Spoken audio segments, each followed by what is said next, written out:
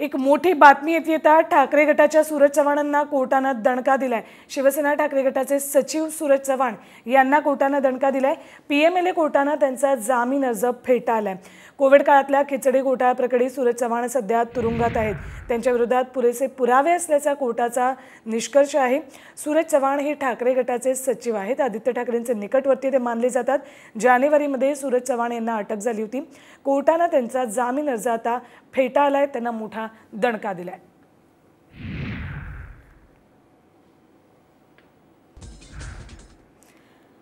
एक मोठी बातमी येते ठाकरे गटाच्या सूरज चव्हाणांना कोर्टानं दणका दिलाय। शिवसेना ठाकरे गटाचे सचिव सूरज चव्हाण यांना कोर्टानं दणका दिलाय। पीएमएलए कोर्टानं त्यांचा जामीन अर्ज फेटाळलाय। कोविड काळातल्या खिचडी घोटाळ्याप्रकरणी सूरज चव्हाण सध्या तुरुंगात आहेत। त्यांच्या विरोधात पुरेसे पुरावे असल्याचा कोर्टाचा निष्कर्ष आहे। सूरज चव्हाण हे ठाकरे गटाचे सचिव आहेत। आदित्य ठाकरेंचे निकटवर्ती ते मानले जातात। जानेवारीमध्ये सूरज चव्हाण यांना अटक झाली होती। कोर्टानं त्यांचा जामीन अर्ज आता फेटाळलाय, त्यांना मोठा दणका दिलाय।